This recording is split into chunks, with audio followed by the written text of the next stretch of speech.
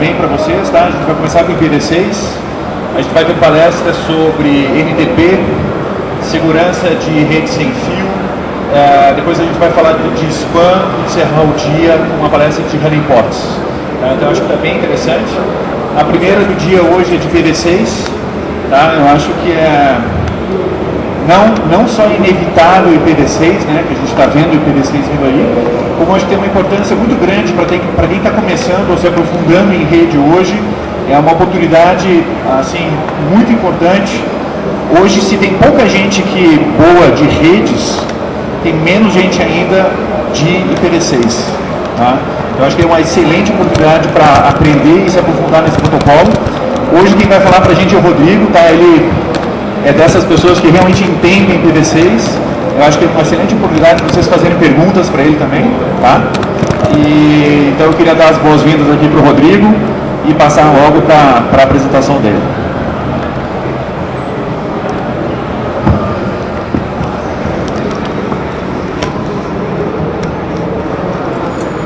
Bom dia a todos.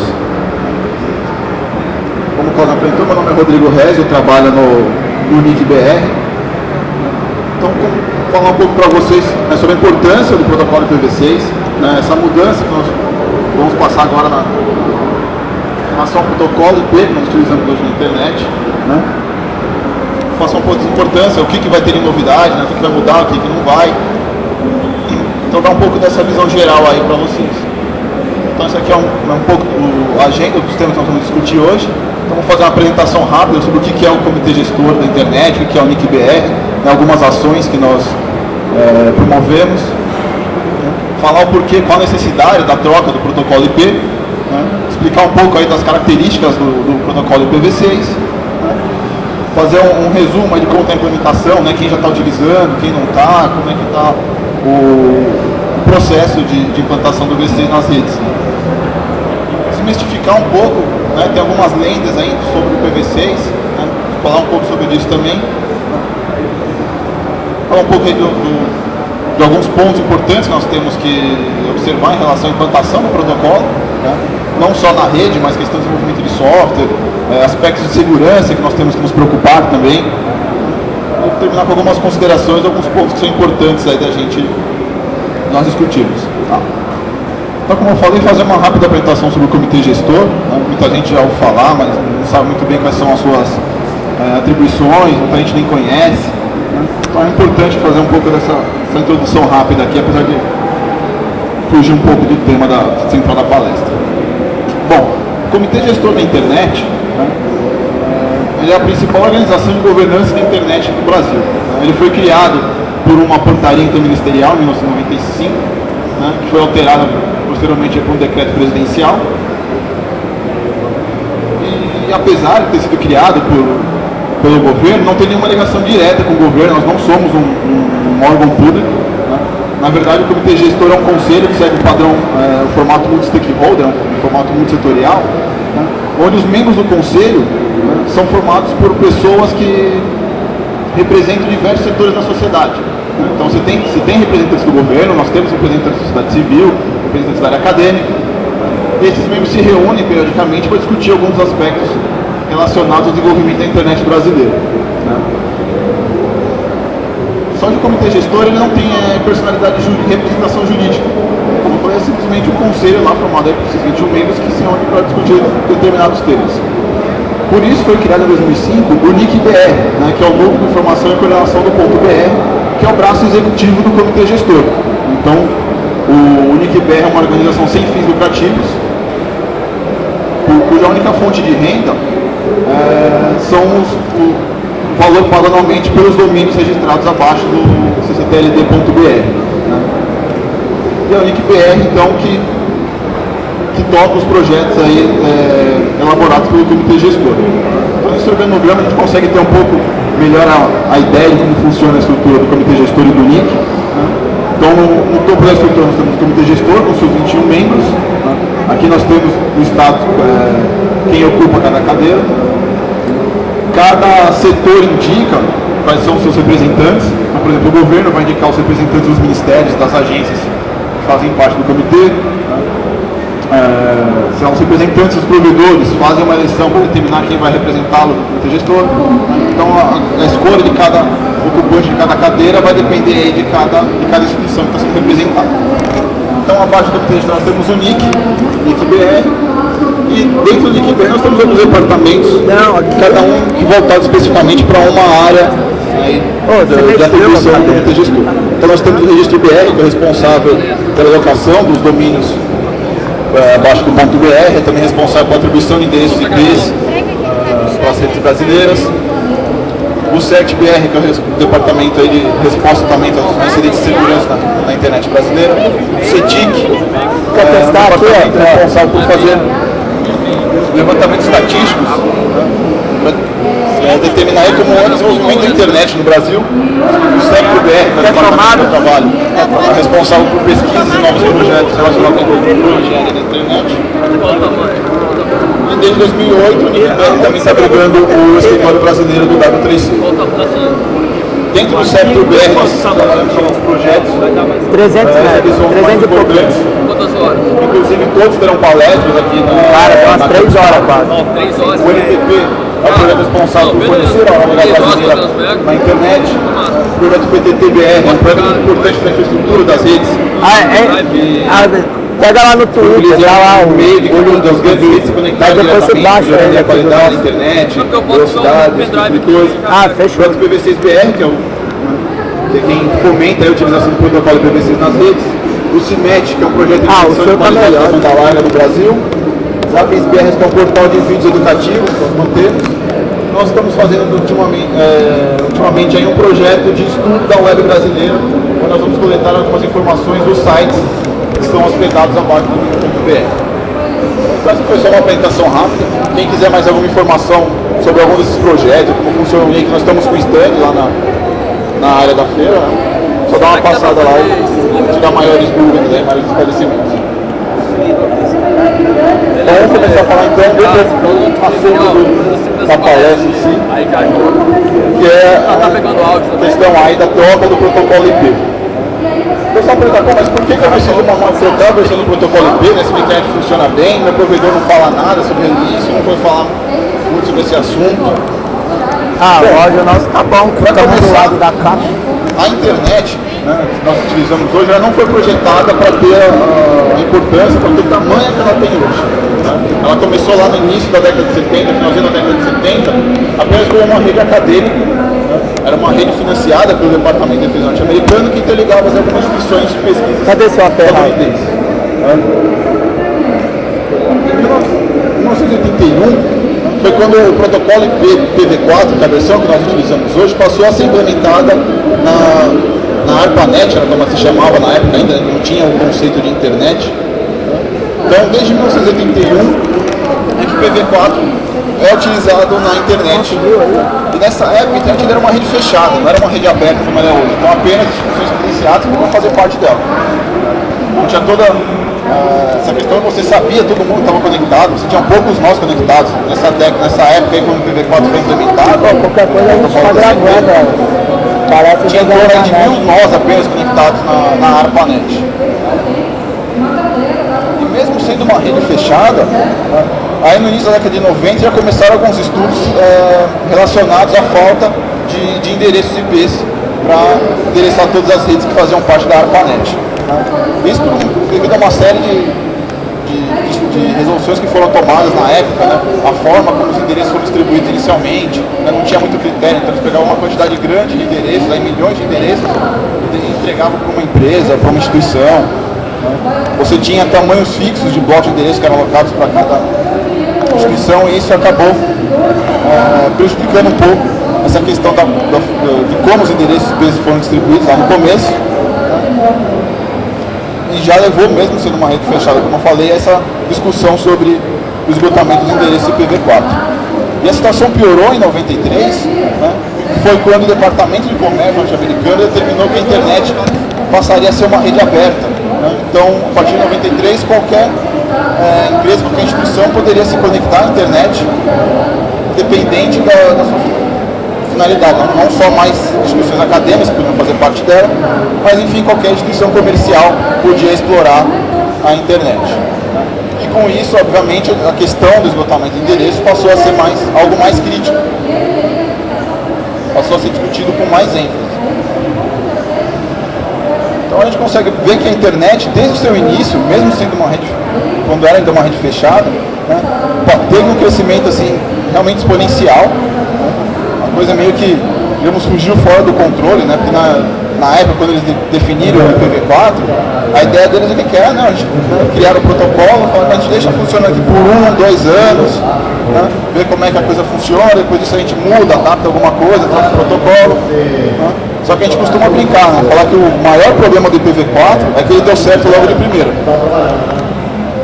Então o IPv4 ele não foi implementado, a rede começou a crescer de uma forma muito rápida, e chegou num ponto que não tinha mais como substituir o protocolo, pelo menos não de uma maneira muito fácil, e ele continuou sendo utilizado nas redes e é utilizado até hoje. E esse ritmo de crescimento da internet ele tem aumentado cada vez mais. Aqui são alguns dados só para a gente ter uma ideia do quanto a internet já cresceu e do quanto ela tem espaço para crescer ainda. Então, a gente vê aí que em torno de 2 bilhões de pessoas no mundo já tem acesso já são usuários de internet, conseguem acessar a internet de alguma forma. Apesar de já ser um número extremamente grande, isso representa apenas aí 30% da população da Terra. Então o espaço que a internet tem para crescer ainda é extremamente grande. Não é a rede que caiu. Só nos últimos anos foi um crescimento de mais de 400%, e esse ritmo de crescimento tem aumentado cada vez mais. Né? Inclusive pelo surgimento de novas tecnologias que dependem da internet para funcionar, que facilitam o acesso à internet, né? Principalmente agora a questão da mobilidade, você tem os modos 3G, smartphones, os tablets e coisas assim, né? Notebooks, netbooks. No Brasil a gente segue a mesma tendência, né? Então, segundo aí dados das pesquisas do CETIC, lá do NICBR, aproximadamente 30% dos domicílios brasileiros já possuem acesso à internet. Né? O acesso à internet banda larga no Brasil tem crescido muito. Hoje ele é em torno de 15 milhões de acessos, somando banda larga móvel e banda larga fixa. Né? E tudo isso demanda por endereço IP. Né? Para cada dispositivo que você conecta à internet, você precisa de um endereço IP e de um endereço IP único. Né? Você não pode, teoricamente, ter 2 dispositivos na internet utilizando o mesmo endereço IP. Esse gráfico aqui é para a gente entender um pouco como os endereços IPs, tanto IPv4 quanto IPv6, são distribuídos, né, até chegar lá na casa do usuário. Para que haja um controle e se evite duplicidade na utilização desses endereços, né, essa distribuição é feita de uma forma hierárquica.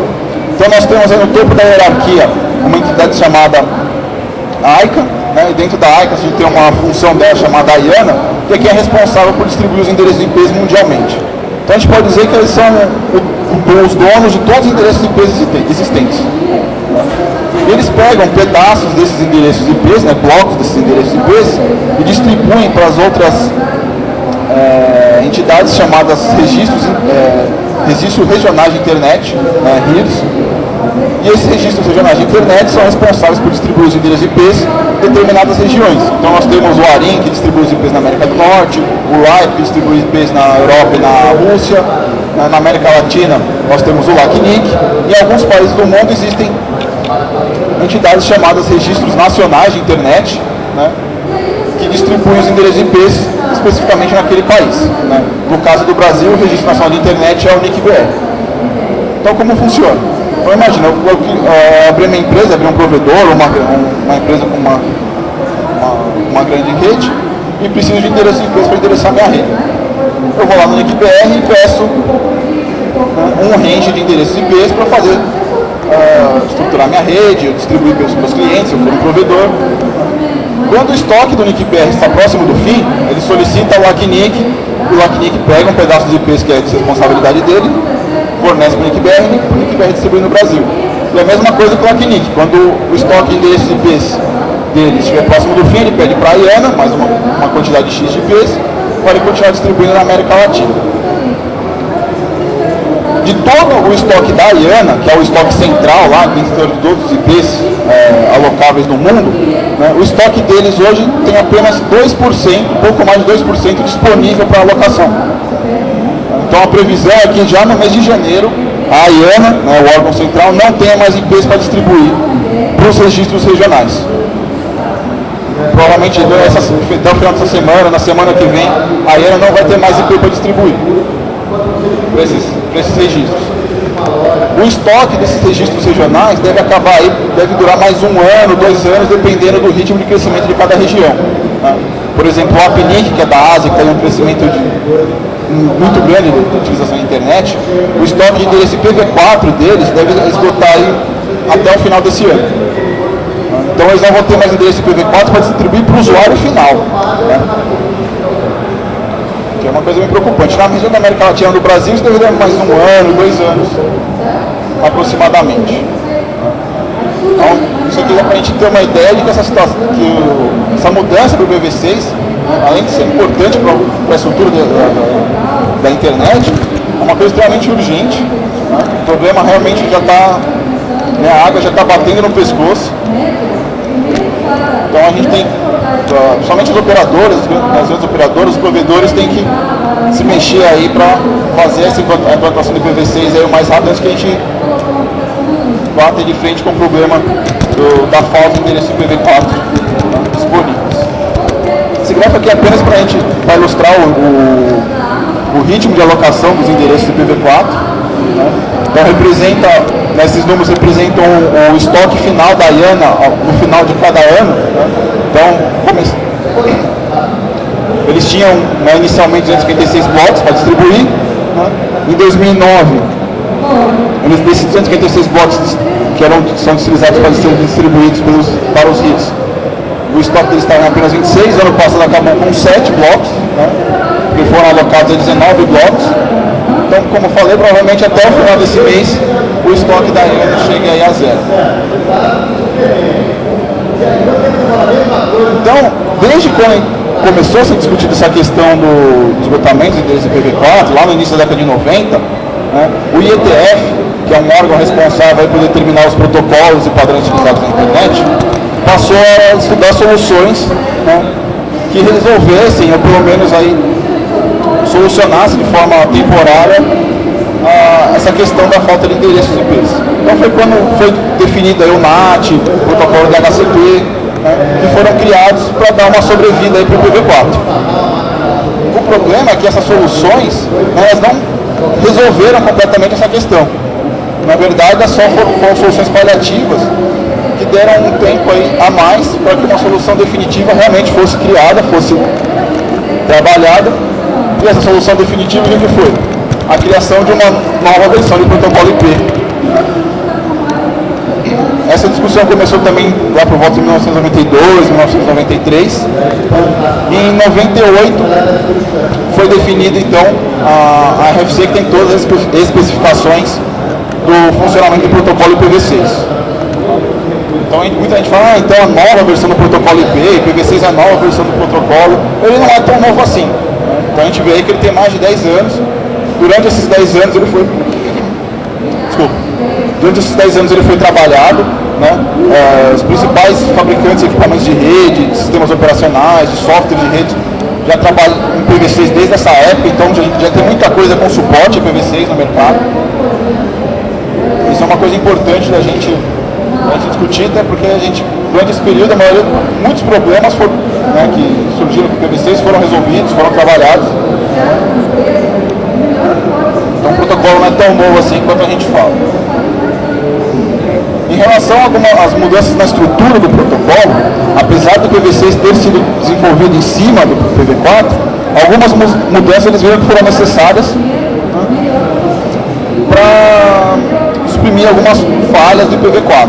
Né, porque até o cenário do IPv6 foi definido é diferente do cenário do IPv4 começou a ser estudado lá no início da ARPANET. Quando o IPv4 foi definido, a internet era uma rede fechada. Já na época do IPv6 não, já tinha essa questão da utilização da internet comercialmente. Então alguma dessas mudanças, né? O cabeçalho base do protocolo IP foi alterado, né? Com o intuito aí de diminuir o custo do processamento dos pacotes IPs dos roteadores. Então alguns campos foram removidos, né? Outros foram reposicionados, teve sua funcionalidade alterada.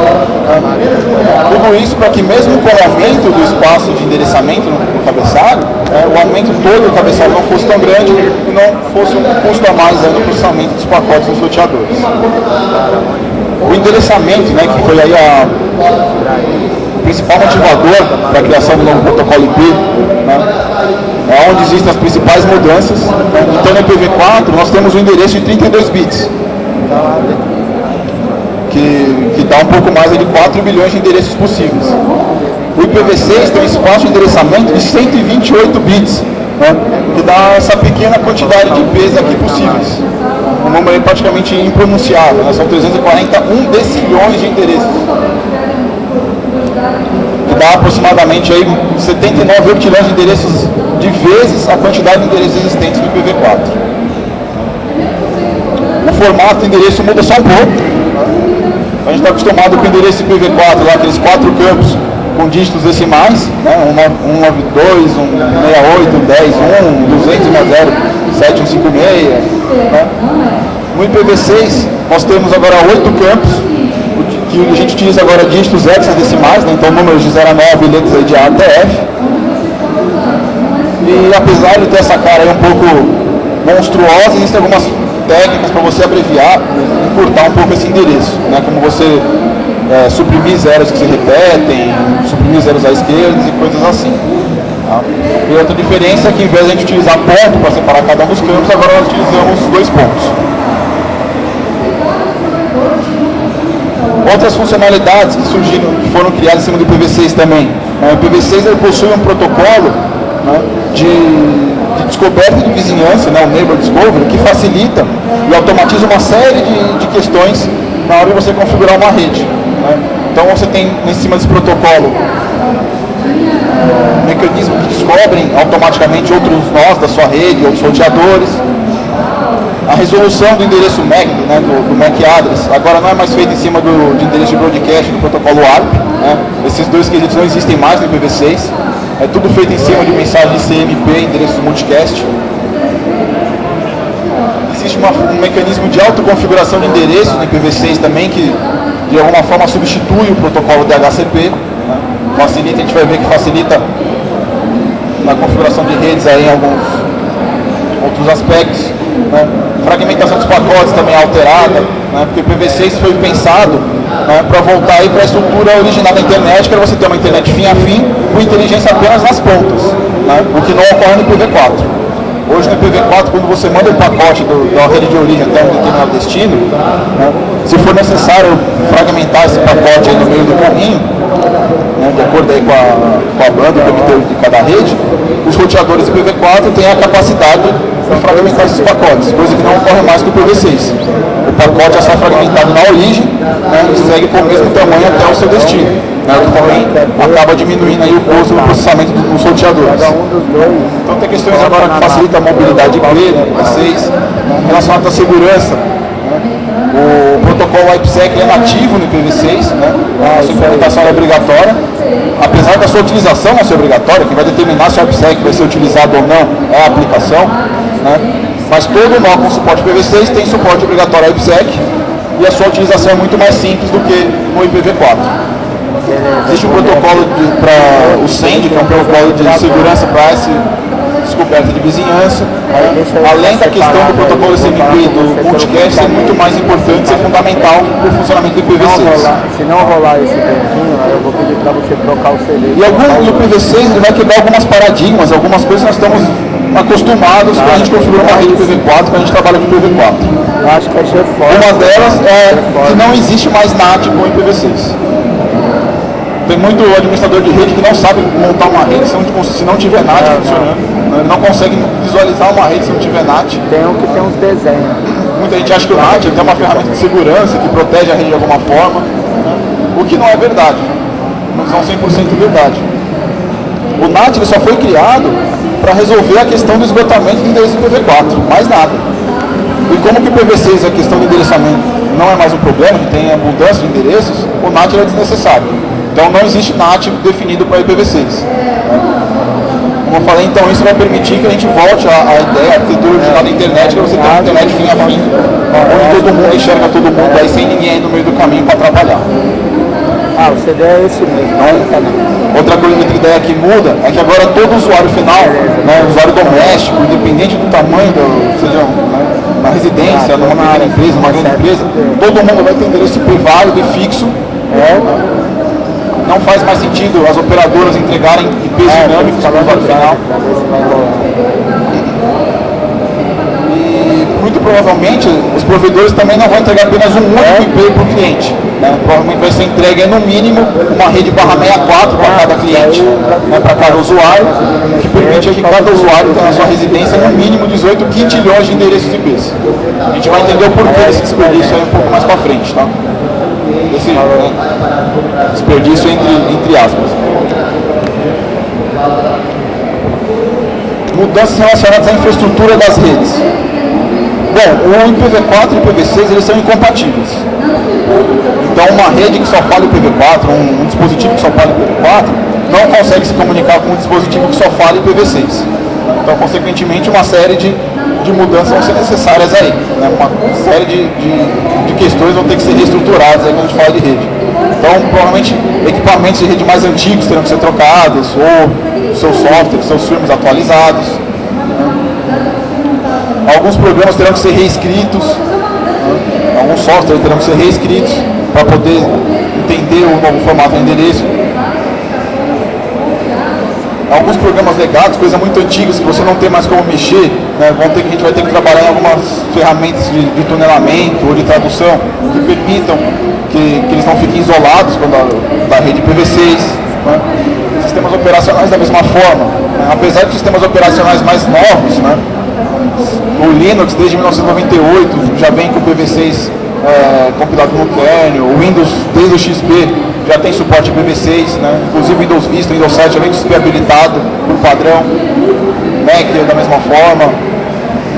Sistemas operacionais da família BSD, eles foram os primeiros a ter suporte IPv6, na verdade a pilha IPv6 foi desenvolvida em cima de BSD. Né? Em relação às conexões de internet, o que muda basicamente é essa questão de todo mundo ter um IP fixo, ter um IP válido para navegar na internet. Na hora de você programar, né, na hora de você desenvolver software, o que você já está com as tarefas que você já está acostumado a fazer, a programar com o IPv4, elas não mudam, né, a ideia continua a mesma. As APIs tiveram algumas adaptações para reconhecer o novo tamanho dos endereços, né, novas funções para fazer a conversão de endereço para nome, coisas assim.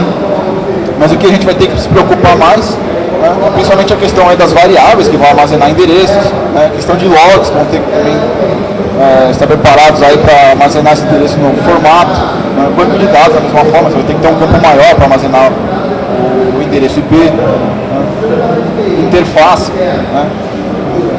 Como a gente viu o endereço IPv6, né, cada campo é separado por 2 pontos. Né.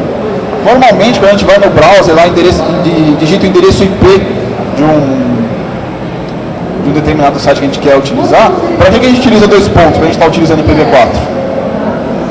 Geralmente para separar a IP da porta que você quer acessar. Né. No IPv6, para você não ter aí problema aí de conflito, de ambiguidade, né, no browser, por exemplo, você tem que digitar o endereço IP entre colchetes, para separar o que é IP e o que é porta. Então, algumas questões em relação à interface do usuário vão ter que ser alteradas também na hora de você programar novos softwares. Então, são alguns pontos que a gente tem que ficar mais atento na hora de fazer softwares que tem um suporte IPv6 também. Segurança. Né? Aspectos positivos. A ausência de NAT vai permitir uma identificação mais fácil de rolos comprometidos, né? Qual a origem de um ataque, né? Coisa que é muito complicada no IPv4 por causa do NAT. É muito difícil você rastrear o usuário na internet IPv4 por causa da grande utilização do NAT. Né? A IPsec IPv4 também é muito complicado de ser utilizado. Né? Uma que ele não foi definido em cima do IPv4, né? Você precisa de algumas amarrações para fazer ele funcionar direito, né? E outra que ele não funciona bem em cima do IPsec. Né? NIT e IPsec não se conversam muito bem. Já no IPv6 não, o IPsec é um protocolo padrão, ele foi desenvolvido em cima, juntamente com o IPv6, né? Todos os cabeçalhos que ele utiliza são parte integrante do protocolo IPv6, que facilita sua utilização, vai facilitar a configuração e utilização de VPNs. Né? E uma outra coisa importante também do IPv6 relacionado à segurança é a questão de como o tamanho mínimo de uma rede vai ser /64, você vai ter aí quintilhões de endereços em cada sub-rede, né? Fazer a varredura de uma sub-rede, como a gente faz no IPv4, é praticamente impossível. Né? A gente já viu aí que ferramentas como o Nmap, né? Se eles fossem capazes de percorrer aí 1 milhão de endereços por segundo, eles iam demorar 500 mil anos para percorrer uma única sub-rede IPv6. Né? Então esse tipo de ataque vai deixar de existir, ou vão ter que desenvolver novas ferramentas para trabalhar com isso. Né? Worms que se propagam dessa forma também vão ter que criar novas formas para se propagar. Né? Então essa ideia de fazer varredura de redes em IPv6 fica praticamente inviável. Né? Bom, tem logicamente alguns aspectos negativos relacionados à segurança do IPv6. Né? Primeiro, o IPv6, apesar da utilização do IPsec, ele não é uma solução mágica, né? Você continua lá com os problemas nas camadas superiores, né? Principalmente na camada de aplicação. Esse protocolo IP não tem muito como resolver. Né? O IPsec aí pode, dependendo do uso, pode dificultar, né, a inspeção dos dados por firewalls. Né?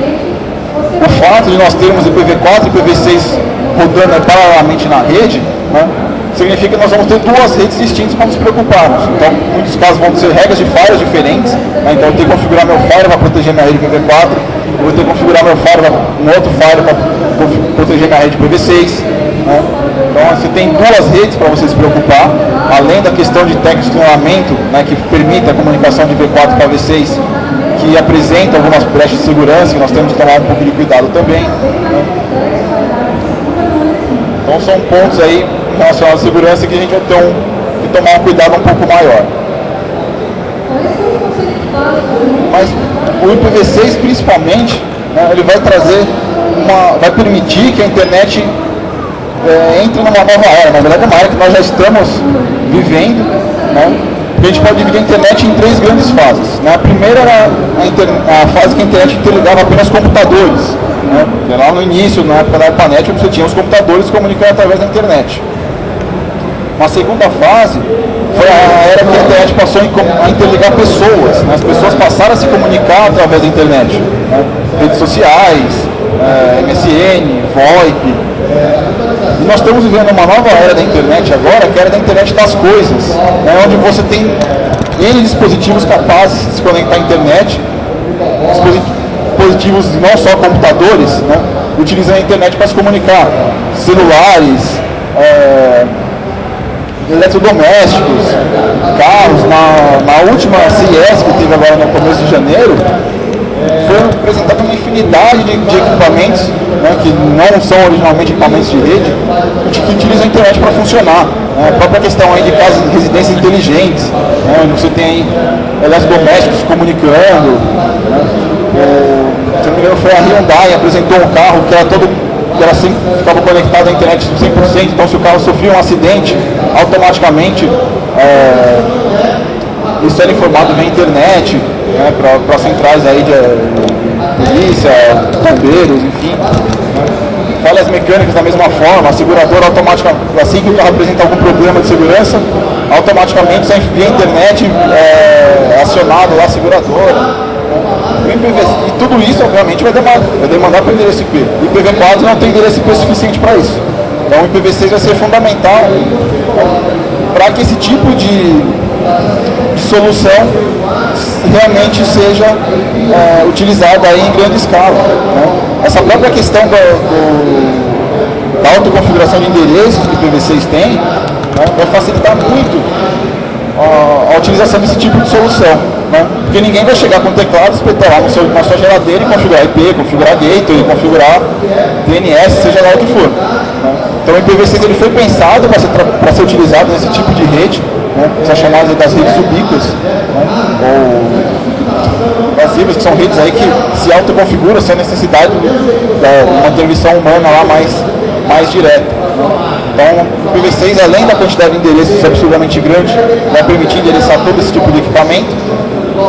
tem mecanismos aí de autoconfiguração que facilitam a utilização desse tipo de solução. Só que o problema que nós estamos enfrentando hoje, né, é a questão da pouca adesão, da pouca utilização do IPv6, principalmente pelas grandes operadoras. Né. Lá no início do ano 2000, quando o IPv6 começou, né, foi definido, começou a ser implementado, a ideia que eles tinham, né, é que a implantação do IPv6, o desenvolvimento da internet seguisse mais ou menos a ideia desse gráfico aqui. Então a gente tem a linha verde representando o crescimento da internet, né, que tem sendo aí num ritmo cada vez mais rápido. Consequentemente, os endereços IPv4 disponíveis diminuindo, né, projetos IPv4 disponíveis diminuindo. E a utilização do IPv6, que seria essa linha vermelha aqui, crescendo aí durante aí 6, 10 anos, né, até que chegasse a um ponto que ela se equiparasse ao ritmo de crescimento da internet. Isso seria um mundo ideal, né? Seria um mundo perfeito. Só que não é bem isso que a gente enxerga hoje. Se nós formos desenhar um gráfico representando a implantação da internet hoje, a gente vai ter algo mais ou menos parecido com isso daqui. Então você tem a internet crescendo num ritmo cada vez mais rápido, a quantidade de endereços IPv4 disponíveis diminuindo também num ritmo extremamente rápido, só que a utilização do IPv6 ainda é muito baixa. Né? A gente viu que a gente tem no máximo 1 ano, 2 anos de vida do IPv4. Daqui 2 anos provavelmente não tenhamos mais IPv4 disponíveis para entregar para o usuário, principalmente para o usuário final. Né?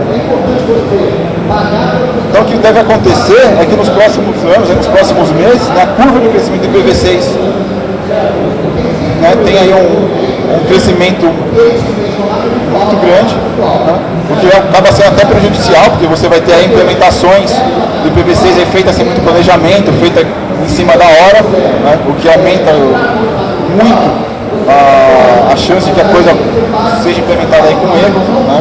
O ideal é você fazer a coisa aos poucos, aproveitar que a gente tem ainda 1 ano, 2 anos de vida do IPv4, para aproveitar esse tempo para plantando IPv6 aí de forma gradual. Né.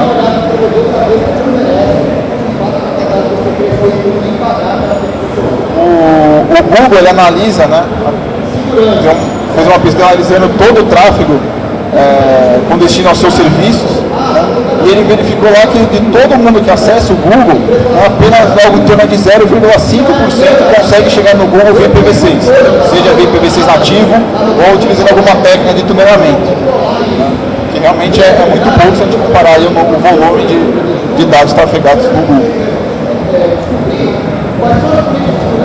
Só que apesar de pequeno, a utilização do IPv6 tem aumentado aí gradativamente. Né? Uma forma que nós temos aí de medir essa utilização, né, é em cima do número de endereços IPv6 alocados pelos registros regionais de internet no mundo, e nesse gráfico aqui da minha esquerda, né, o número de endereços IPv6 alocados pelo registro BR. Então a gente vê aí que de 2008, 2009 para cá, o número de redes solicitando endereço IPv6 tem crescido bastante. Aproximadamente aí 30% das redes brasileiras com endereço IPv6 alocado, apesar que isso não significa que eles estão utilizando esses endereços. Esse é um outro problema que nós estamos enfrentando também. Muitas operadoras, muitos provedores solicitam endereço IPv6, mas não utilizam esses endereços efetivamente. Esse é um outro ponto que nós, na Manic BR, estamos tentando atacar também para resolver. Então nós já temos alguns serviços, não só no Brasil, como no mundo inteiro, aí, acessíveis via IPv6. Né? Então, o Terra já tem um projeto legal aí de implantação de IPv6 aqui no Brasil. O Google, todos os serviços do Google já são acessíveis via IPv6. Né?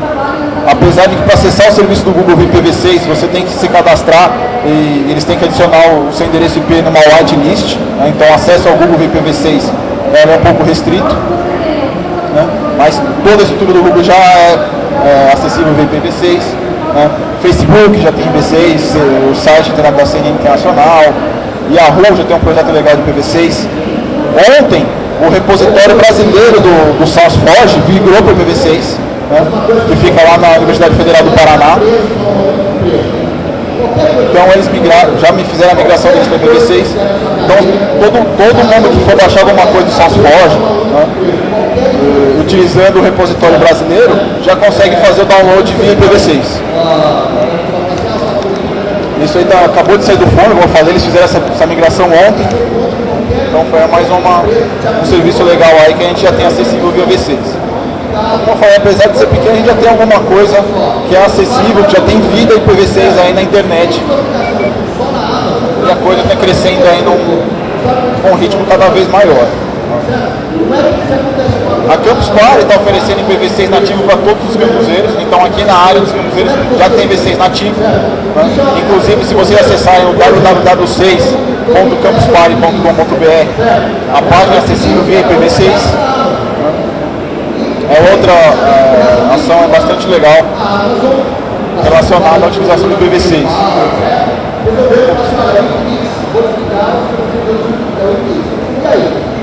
Só que a gente ouve falar também uma série de mitos aí em cima do IPv6, né? Muitos deles até falam que o IPv6 piora a qualidade da rede, que a configuração ficou mais complicada, vou ter que reaprender tudo que eu tinha do IPv4 hoje eu vou ter que esquecer que não serve mais nada. Então a gente vai ver que isso não é bem verdade. Primeira questão, né? Fala que o DNS é bem mais complicado que o IPv6, né?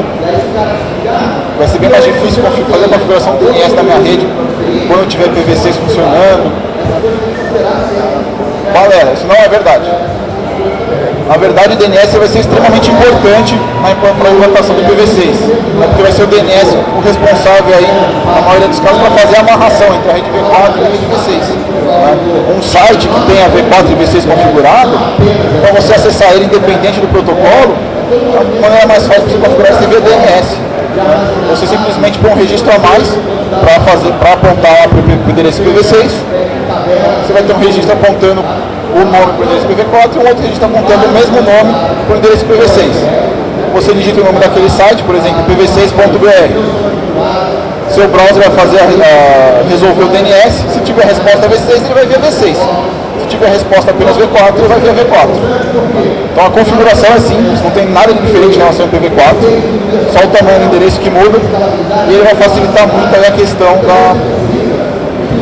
acesso a sites que estejam funcionando aí pela dúvida. Como eu falei, vou ter que reaprender tudo que eu sei sobre a internet? Não vai. O IPv6 ele foi criado em cima do IPv4, então o funcionamento básico aí não muda. Como a gente viu, tem algumas mudanças na estrutura, mas nada que com pouco tempo de estudo você não consiga aprender, entender como funciona. Os conceitos principais eles realmente não mudaram. E aí os problemas são mais psicológicos do que técnicos, quando a questão aí é desmistificar o IPv6. E além do mais, tem muito material na internet disponível sobre o tema, então questão aí do aprendizado não vai ser problema para a implantação do IPv6.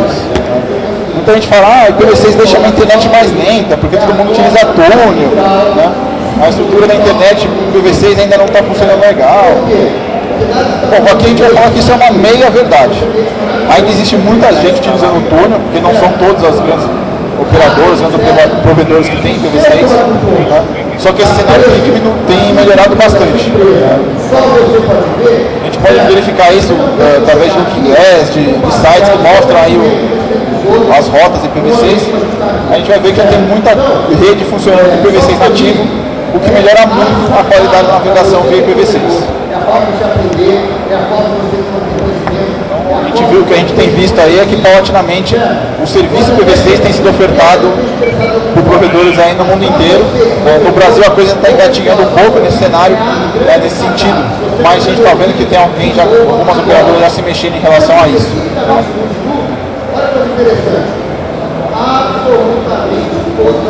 Então quando a gente fala da implantação do IPv6, né, então viu, realmente o IPv6 é importante, a questão do desenvolvimento do IPv4 é urgente, né, vamos ter que nos mexer para resolver esse problema.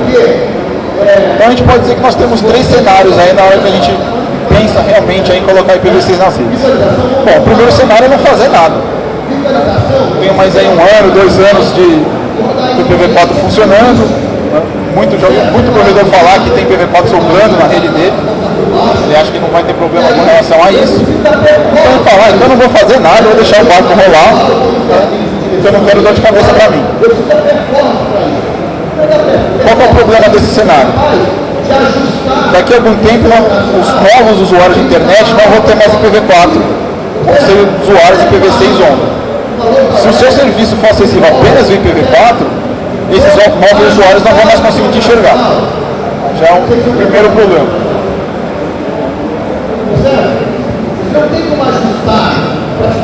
Mas aí o gerente da sua rede pode falar, mas eu vou ter que gastar dinheiro, eu vou ter que trocar software, trocar equipamento, eu prefiro deixar o barco rolar e não gastar dinheiro agora. Tá, você não vai gastar dinheiro agora, mas aí daqui 1 ano, 2 anos, quando não tiver jeito, você tiver que realmente migrar para IPv6, todo o seu custo vai ficar concentrado em um período muito curto. O planejamento, a estruturação da rede vai ter que ser feito em um período extremamente curto. O custo vai ser mais alto, a chance de acontecer alguma besteira vai ser muito maior. Então, quanto antes você começar, mais tempo você tem para se planejar, mais tempo você tem aí para diluir o custo que você vai ter com a implantação do IPv6. Então eu vou ter que fazer o quê? Vou migrar tudo de uma vez, amanhã já vou virar toda a minha rede, eu vou trocar todos os meus equipamentos, vou trocar software, vou fazer tudo agora. Também não é essa a ideia. Você acaba esbarrando nos mesmos problemas de fazer tudo daqui a 1, 2 anos. Você fazer tudo de uma vez só, tudo em cima da hora, não é o ideal. Você cai nos mesmos problemas da falta de planejamento, da curva de custo aí ser extremamente alta num curto período de tempo. Então, qual que é o cenário ideal? Começar agora, mas fazer a coisa aos poucos. Vai comprar equipamento, software novo, já compra equipamento, software com suporte IPv6. Mesmo que você não tenha IPv6 ainda na sua rede, aí você já começa a se preparar aí para quando a coisa pegar aí mais para frente. A questão ainda de compra de equipamentos e softwares, o que você tem que se preocupar? Não precisa ficar estudando RFC, estudar funcionalidades para ver se o seu equipamento ou software suporta tais e tais funcionalidades do IPv6. A ideia principal o que é? Meu software, meu equipamento faz X coisas em IPv4, ele tem que fazer X coisas em IPv6. Nem mais nem menos. Tudo que eu tenho funcionando no IPv4 vai ter que funcionar exatamente da mesma forma com o IPv6. Então a ideia é paridade de funcionalidades. Tá? Então aproveite que a gente tem ainda 1 ano, 2 anos para se preparar até a coisa estourar de verdade. Então vamos planejar, né? Pega um pedaço da sua rede que é menos crítica, sei lá, uma página web, servidor de e-mail, servidor DNS, né? Parte que é mais aplicação, migra ela para IPv6, tá? Deixa lá por tempo funcionando para ver quais problemas vão surgir, se é que vão surgir, esse tipo de coisa. Depois se preocupa mais com o mundo, com o porto da sua rede. Né? Provedores, a última coisa que eles vão ter que se preocupar, né, é como chegar do IPv6 no usuário. Né? Porque quando chegar no usuário, a coisa vai ter que estar funcionando 100%. Então aproveita para começar agora e ter um espaço maior aí para fazer todo esse planejamento. Né? E sempre com a ideia de se preparar para desligar o IPv4. Não que você realmente vai ter que fazer isso um dia. Né? Muita gente fala que o IPv4 e o IPv6 vão conviver aí paralelamente por muitos anos. Né? Eu particularmente não duvido muito disso. Eu acho que quando o IPv6 já estiver bem estruturado, estiver implementado na maioria das redes, ninguém vai querer se preocupar com ter trabalho dobrado aí, 2 redes para administrar. Na hora que eu souber que o IPv6 funciona, eu consigo enxergar todo mundo no IPv6, eu vou poder desligar o IPv4 aí aos poucos, que eu sei que eu não vou perder o acesso a nenhum tipo de serviço.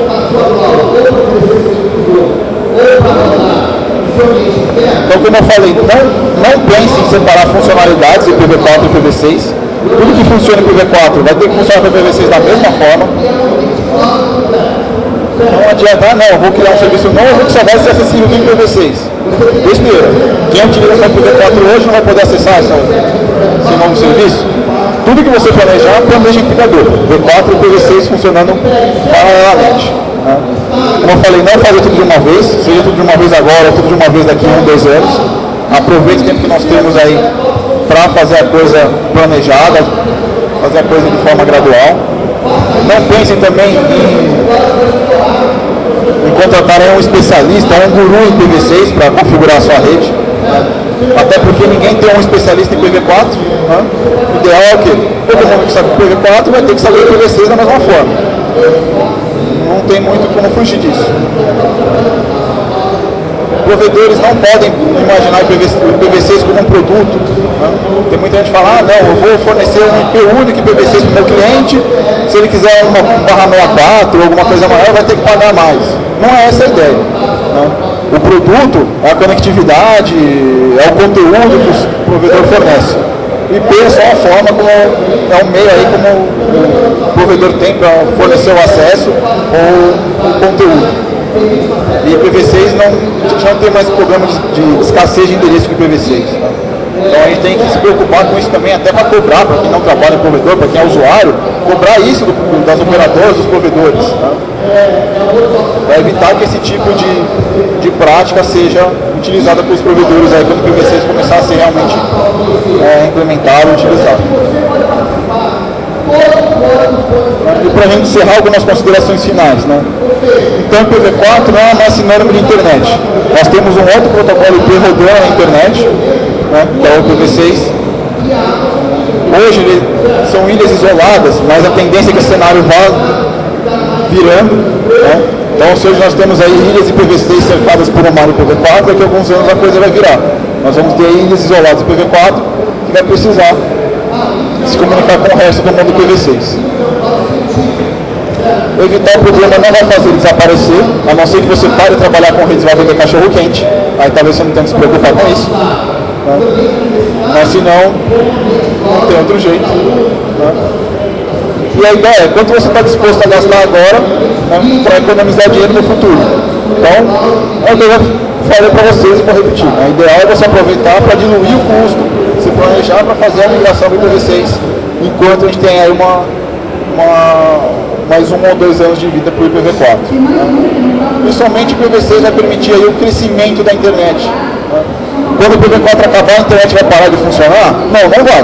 O que vai acontecer é que ela vai ter uma dificuldade muito grande para continuar crescendo. Então vai ser mais difícil você acrescentar novos usuários, desenvolver novos softwares, novas soluções que precisem da internet para funcionar.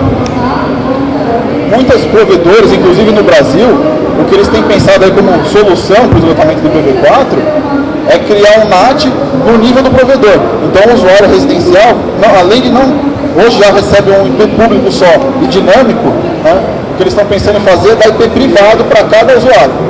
Agora imagina, eu já tenho NAT na minha casa, eu tenho lá meu roteador wireless para ligar meu desktop e meu notebook.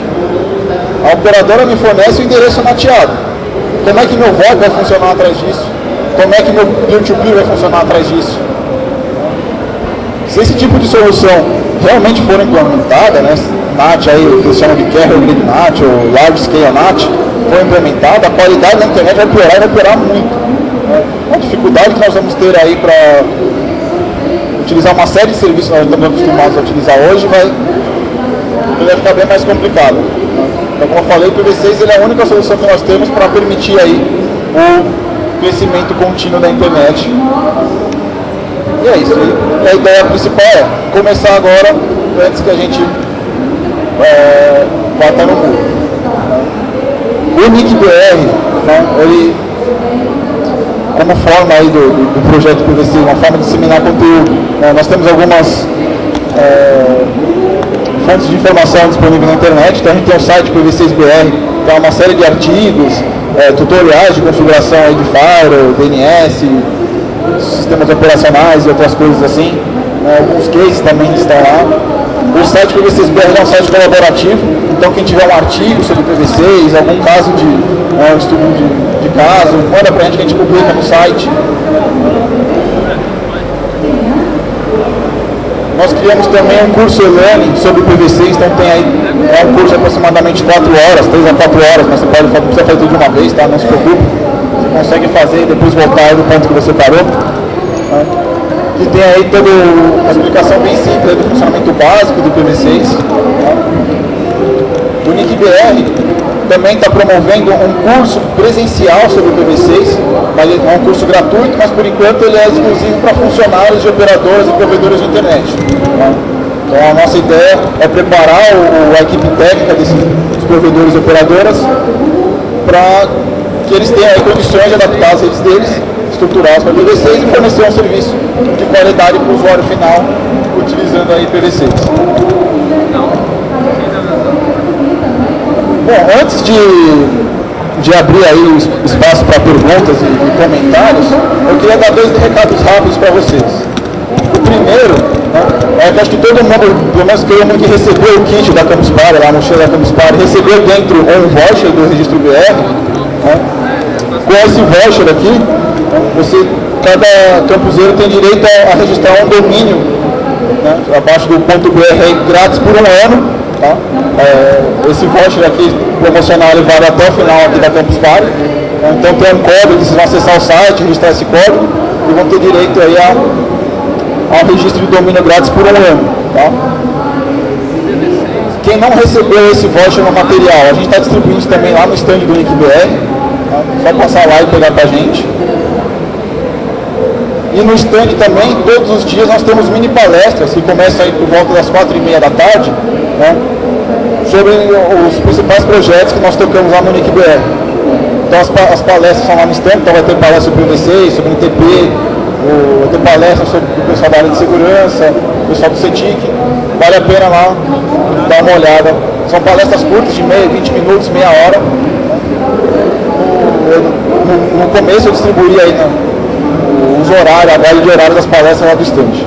Tá?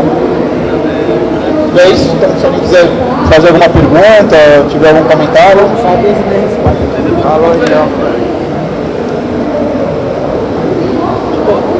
Deixa eu perguntar. Essa internet que está chegando aí via rede elétrica, ela está sendo plantada também há pouco tempo. Ela já vai começar a trabalhar também com o IPv6, porque assim, ela mal estava funcionando enquanto estava com o IPv4. Já tem projeto então para ela, para IPv6 também?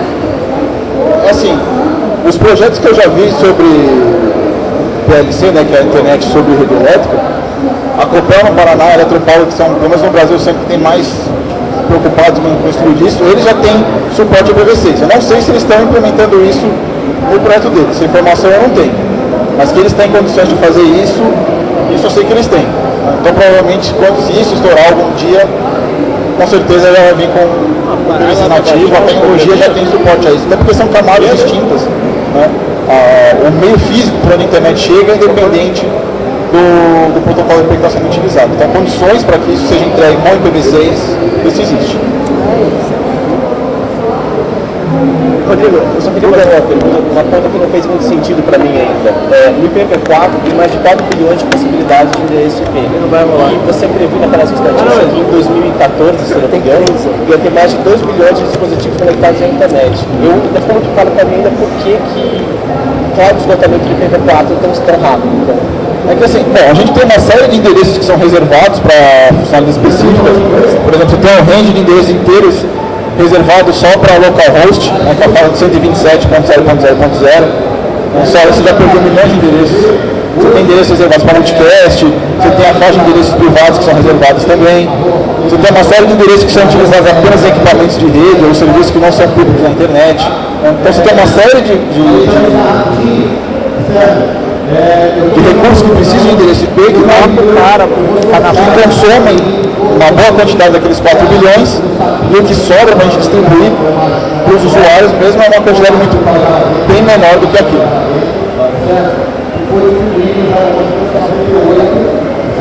Mas você diria que a desorganização no oferecimento do IPv4 nos anos 90 foi clara e depois foi principalmente no início da internet, a forma como as ideias do IPv4 foi distribuída, sem muito critério, contribuiu muito para que a gente chegasse no cenário que a gente está hoje. Então, Lá no início, empresas como IBM, HP, o Departamento de Defesa norte-americano receberam uma quantidade muito grande de endereço IPv4. Eles não usam quase nada disso, mas estava reservado para eles. Eu queria te perguntar exatamente isso. Você vê alguma possibilidade da redistribuição dessas classes A que foram distribuídas, né? Não existe nenhuma instituição que tenha o poder de ir lá e pegar esses endereços de volta. Eles têm o direito de utilizar aqueles blocos de IPs. Se eles quiserem, por livre e espontânea vontade do governo, eles vão poder nos devolver. Mas é difícil porque eles vão ter que reestruturar toda a rede deles. Eu acho que isso é praticamente impossível que isso aconteça. Mesmo que aconteça, você vai ter aí de sobrevida do IPv4, vai ser mais 1 ano, 2 anos, não vai resolver o problema. Eu queria saber como vai ficar a respeito de todas as marcas vão receber o PVAL agora, pelo que foi entendido. Para Transnat, como a empresa vai ser contratada para acesso à internet, cada máquina vai receber um PVAL. Como que cada empresa vai conseguir controlar o acesso à internet se todo mundo tem PVAL? Você tem a possibilidade de continuar trabalhando com proxy ainda. Esse tipo de cenário não muda. Em relação à segurança, você vai ter que se preocupar muito mais aí na forma como você configura seu firewall. O bloco de peso vai ser específico para aquela faixa. Você pode continuar utilizando o DHCP se você quiser ter um controle um pouco maior. Mesmo se você controlar isso, só vai dar um pouco mais de trabalho para você configurar esse tipo de coisa. Deixa eu dar um palpite nessa resposta, que isso aí a gente brinca que o ideal seria fazer um programa do Mythbuster sobre a história que NAT aumenta a segurança e que PVAL diminui. Porque assim, no fundo, a única coisa que o NAT faz é impedir que algumas aplicações legítimas funcionem. Todos os malwares funcionam, as fraudes funcionam, porque você tem interação e você conseguindo ir de dentro para fora, a única coisa é que você não chega direto, mas firewall, a gente mesmo, a nossa rede, todas as máquinas têm IP válido, porque a gente tem o controle de perímetro é diferente de você ter NAT ou de você fazer, que como eu estava falando, como hoje a escassez de IP era muito grande, tem uma geração inteira aí que aprendeu que para eu configurar uma rede eu tenho que ter um NAT, porque daí eu fico a parte de dentro e a parte de fora, né? Assim, infelizmente eu sou da geração antes disso, então hoje eu sempre fico meio horrorizada quando eu vejo todo mundo administrando redes, botando NAT, pensando em segurança, porque não aumenta, às vezes ela até piora. A gente conhece instituições que levam semanas para descobrir que máquina está infectada, para conseguir ver logs internos, então quer dizer, não é o IP válido, ele vai até facilitar, quer dizer, você recebe uma reclamação de ataque saindo da sua rede, você já sabe direto qual é a máquina, você tem outras coisas funcionando e você continua podendo ter firewall transparente, podendo ter proxy de aplicação, que isso independe de numeração IP, né? Acho que é só para esclarecer mais aí. E hoje, quer dizer, a gente só tem a sobrevida do IPv4 por causa do NAT. Tinha uma pergunta que antes eu vou passar para ele, daí eu já passo lá. A gente tem tempo ainda para pergunta, não tem problema. Você disse que ia falar, mas eu acho que acabei falando o porquê das grandes redes /64. É que eu falei assim, essa questão, por exemplo, da autoconfiguração de endereço que vocês têm, ele precisa dos últimos 64 bits para funcionar. Tá? Então, você tem na sua rede um roteador anunciando qual é o seu prefixo válido. Quando o dispositivo qualquer recebe esse anúncio, ele automaticamente gera os últimos 64 bits, que seria o identificador da interface de rede dele. Isso pode ser gerado aí de forma aleatória, que é como o Windows usa, ou, na maioria dos casos, é feita baseada no MAC address. Por isso que você tem esses 64 bits aí reservados apenas para identificar a interface, para facilitar essa questão aí da autoconfiguração. Então, quando a gente pensa naquele cenário lá de qualquer dispositivo conectado à internet, carros, eletrodomésticos e coisas assim, você ter essa questão da autoconfiguração funcionando, ela é muito importante para que esse tipo de solução possa ser utilizado. Então o PVC foi pensado para facilitar esse tipo de coisa. A autoconfiguração de endereços e a utilização de dispositivos que você não tenha lá um teclado facilmente instalável lá para configurar. Na prática, outros protocolos como Torrent, como ficaria? Outros protocolos como Torrent, como ficaria o IPv6? É independente. Independente, assim, ele vai ter que se adaptar, mas o torrent já funciona, o próprio BitTorrent funciona sobre o V6. Né? Ele até utiliza o tool esterido para mascarar um pouco o tráfego. Já consigo baixar por torrent na Campus Party com V6? Isso eu não testei ainda. Mas você deve conseguir acessar sem problema. É uma coisa independente da outra. A aplicação talvez tenha que ter suporte para ter o formato de endereço, mas o protocolo em si... Para aí. Eu tinha uma pergunta.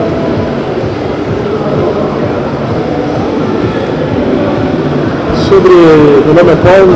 Eu gostaria de saber, Rodrigo, sobre a questão do desperdício de IP que você citou anteriormente, os IPs válidos que no usuário final vai receber milhões de IPs válidos, né? Como ficaria a questão do desperdício? Então, o PVC já foi pensado, né, para ter esse desperdício. Né? Então, independente do usuário receber uma máquina apenas para endereçar, receber lá milhares, né, milhões de endereços, já foi planejado para isso. Estudos que fazem, né, que foram feitos aí, é que, seguindo a forma como o PVC é distribuído hoje, mesmo com o crescimento da internet, né, é que você tem PVCs por 400, 500 anos ainda. Isso porque uma pequena faixa de todos os IPs V6 disponíveis é que está disponível para alocação por enquanto. Né? Então, mesmo são só 13% que eles reservaram para utilização. Né? Desses 13% vão durar, pelos estudos que foram feitos, por 400, 500 anos, mesmo com esse desperdício que a gente viu aí que existe com o IPv6.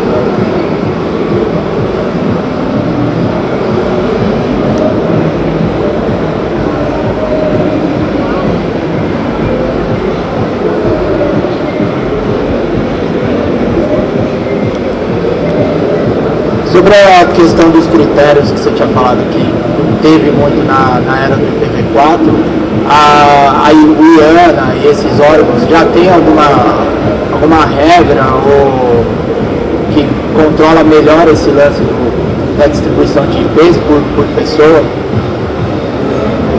Só o fato de existirem essas instituições, como a IANA e os RIRs, já fica mais fácil de você controlar a distribuição dos IPs. Então, cada instituição recebe a quantidade de IPs necessárias para ela. Então, por exemplo, no NetBR, né, o provedor pedir um /20 PV4, um /32 PV6, ele tem que dar todo o planejamento da rede dele, como ele vai usar esses IPs. Então, a gente estuda esse planejamento, se fizer sentido, a gente aloca o que ele pediu. Senão, ele tem que reestruturar, então a gente aloca uma coisa menor para ele. Deixa eu só complementar que tem o seguinte, hoje o Rodrigo falou do LACNIC, ARIM, a PNIC, quer dizer, hoje em dia são esses RIRs que fazem a alocação. Aqui na América Latina é o LACNIC. O LACNIC se reúne 2 vezes por ano, as reuniões são públicas e nessas reuniões quem estiver lá pode votar nas políticas. Então quem quiser participar da definição de políticas de alocação de endereçamento IP, esse é o lugar para estar. Quer dizer, a gente tem estimulado aqui no Brasil a participação no LACNIC, já foi trazido 2 vezes a reunião para cá. A ideia é que provedores, operadores, usuários possam sentar na reunião e votar nas políticas. Quer dizer, as políticas são públicas, elas ficam em chamada, as listas de discussão de políticas do LACNIC são públicas. Então, se você vai no LACNIC.net, eles têm uma lista de discussão chamada Políticas, onde você pode acompanhar todas as políticas de alocação de endereços, quais são as políticas novas. Agora eles estão discutindo o que fazer com os últimos /8, foi feita uma política que os últimos 5 /8 vão ser reservados para quem entrar na internet depois, poder ainda se conversar com o mundo V4. Então, quer dizer, esses fóruns são públicos e quem quiser pode participar. A gente tem tentado divulgar, na página do NIC também tem, mas é legal saber disso, tá? Deixa eu perguntar aqui o segundo. Mas vou pegar a parada do... Você falou que aqui na Campus Party, todo mundo... Você já pegou tudo que a gente está baixando aqui, tudo que a gente está gravando, lá, programinha só. Você queria a palestra também? Já navegação VPC e o VB4 é a aplicação. Não, mas... Você pega um browser como o Chrome. O Chrome dá preferência para o PV6. Se você tentar acessar um site e o site for acessível via V6, eu não lembro tudo de cada via V6. Já o Internet Explorer, o Firefox, eles ainda dão preferência para o V4. Se você tentar baixar o conteúdo do V6, você consegue sem problema nenhum. Então, no caso aqui, a gente recebe 2 IPs na máquina, um 2 IPs. V4 e outro V6. Vou mostrar aqui.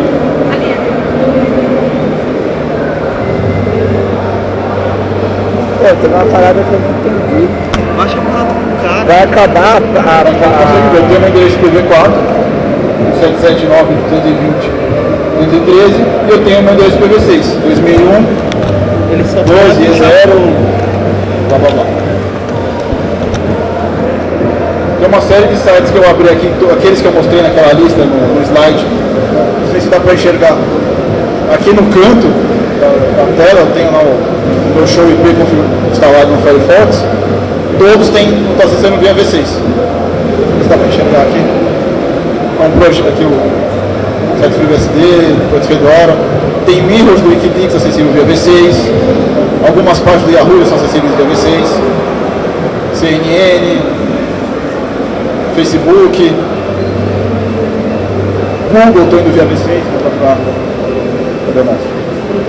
Vocês não verem aqui. Então, como eu falei, quem define é o próprio site do PV6BR, o site do registro BR, tudo isso via V6. Quem vai definir para mim se eu vou via V6 ou via V4 é a aplicação. No caso aqui foi o browser. Você pode configurá-la para falar, dê preferência do V6.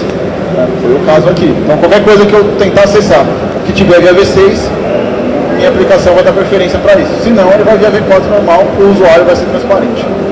Aliás, só dar mais um recado que eu acabei esquecendo, né? Aproveitando essa questão de ter V6 aqui na Campus Party, hoje à tarde, lá no estúdio do Nick, quando eu vou fazer uma outra palestra do PV6, ensinar a configurar alguma técnica de tunelamento, né? A gente vai lançar um desafio, né? Alguns desafios que vão ter que ser feitos utilizando a rede PV6 aqui da Campus Party, né? E os primeiros que resolverem esse desafio vão ganhar um kit lá do NICBR com mochila, caderno, adesivos e coisas assim. Então, quem tiver interesse, 6 horas, volta às 6, 6 e meia, dá uma passada no stand do NICBR lá, acompanha as nossas palestras e aproveita para ver qual vai ser o desafio que vai ser lançado. Mais alguma pergunta? Referente ao usuário final. Por exemplo, hoje nós temos um modem em casa. E com essa alteração para o IPv6, se a pessoa tem mais que um computador, tem vários computadores em casa, que equipamento, já existe equipamento, que tipo que vai ser esse equipamento que vai fornecer esse válido para todos os computadores? O mesmo roteador que você já tem, talvez o modelo que você tenha hoje tenha que ser trocado, porque são coisas mais antigas que não tem suporte. Mas o mesmo tipo de equipamento que é utilizado hoje, o mesmo cable modem ADSL, vai ser capaz de receber o prefixo PV6 e distribuir isso para todos os computadores que estiverem conectados atrás dele. Em IPv4 ou em IPv6 já? Em IPv6. Você vai receber as duas coisas, V4 e V6 no mesmo equipamento. Você pode continuar utilizando a NAT V4 da mesma forma que você utiliza hoje e IPv6 nativo. O externo vem IPv6 e o interno roda IPv4. Vem os dois. Chega as duas conexões no mesmo equipamento. Rodrigo, você falou que o PV6, de certa forma, ele simplifica a operação da minha rede, já que cabeçalho você tem menos campos, então isso acaba melhorando o desempenho da rede no geral. Eu queria saber se, quando todo mundo começar a utilizar realmente PV6 para valer, se nós, assim, usuário final, se a gente vai conseguir perceber alguma melhora na rede, ou isso vai ser tão pequeno que não vai ser tão perceptível, e se tiver, o que por exemplo, a gente vai sentir, que tipo de aplicações a gente poderia sentir essa melhora? A melhora não vai ser tão perceptível assim, até porque os equipamentos que nós temos de rede hoje, eles são extremamente poderosos, extremamente robustos, que acabam compensando as falhas do IPv4. Né? Vai ter a melhoria, os roteadores vão ter menos coisa com que se preocupar, não vai ter que se preocupar em processar todo o conteúdo do pacote, não vai ter que se preocupar com fragmentação, não vai ter que se preocupar com checksum toda hora. Mas acho que para o usuário final assim, não vai ser tão perceptível assim. Acho que vai ter uma pequena melhora. Deixa eu terminar as perguntas.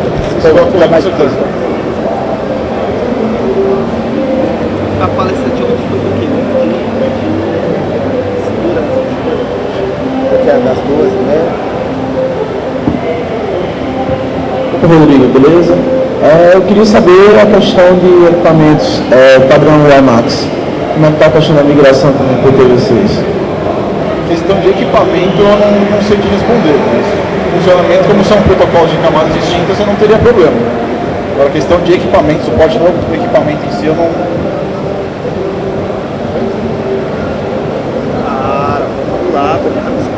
Calma aí.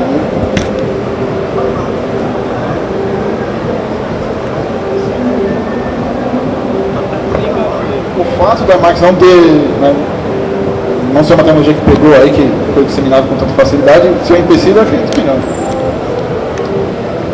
Mesmo que tivesse sido,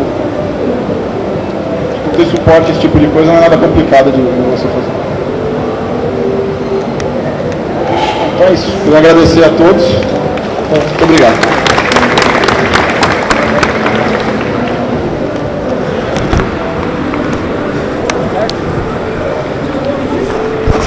E assim termina mais uma palestra da Campus Party, oferecida com exclusividade pelo TI com Farofa.